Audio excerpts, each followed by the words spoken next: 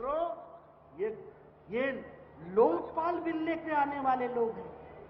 यही रामलीला मैदान गवाह था, अनशन पर बैठते थे, बड़ी बड़ी बातें करते थे, हम स्वच्छ प्रशासन देंगे।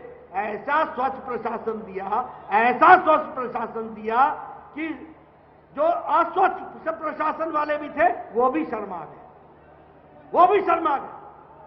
कांग्रेस पार्टी कमीशन के लिए जानी जाती थी, लेकिन इन्होंने तो उसका भी रिकॉर्ड तोड़ दिया, उसका भी रिकॉर्ड तोड़ दिया। मित्रों, अगर मैं बात करूं शिक्षा की, अब ये बोलते हैं दिल्ली मॉडल, दिल्ली मॉडल, शिक्षा का मॉडल दुनिया में गाते हैं, सीएजी को जवाब नहीं देते हैं। इन्होंने 2526 कमरे बनाने थे और साथ में 160 टॉयलेट बनाना था स्कूलों के लिए। 880-60 करोड़ रुपए का टेंडर निकाला गया। सेंट्रल विजिलेंस कमेटी ने इनके कमरों को 5 लाख रुपए की कीमत आंकी और इन्होंने भुगतान 33 लाख रुपए का दिया, 33 लाख रुपए, और वो भी सेमी परमानेंट कमरे बनाए, कोई पक्का छत नहीं बनाया।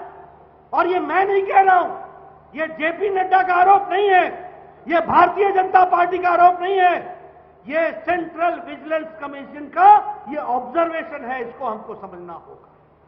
ये वो कह रहे हैं।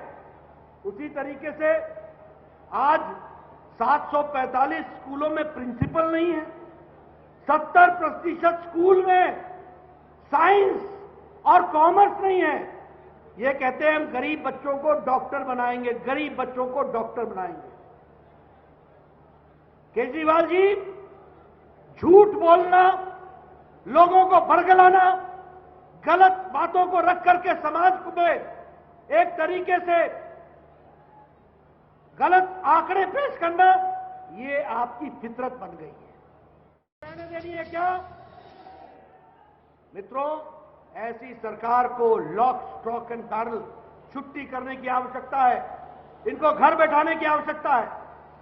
आज 3 एमएलए और मिनिस्टर आज जेल में हैं, 3। और एक बात ध्यान रखना, कोई भी जेल में एजेंसी के कारण नहीं है, जेल में कोर्ट के कारण है, कानून के कारण है, और कानून उनको राहत भी देने के लिए बैठा है, जाइए राहत लीजिए, लेकिन राहत नहीं ले पाते। 5 एमएलए जेल जाके आए हैं और अब बेल पर हैं। ये आपका रिकॉर्ड है, 5 एमएलए जेल। ये हम तो स्वच्छ प्रशासन देंगे, हमारे एमएलए तो ऐसे होंगे, ऐसे होंगे, ऐसे होंगे जो एकदम स्वच्छ होंगे। जेल और बेल के बीच में घूमने वाले एमएलए वो आज आम आदमी पार्टी के एमएलए हैं, ये हमको ध्यान में रखना है।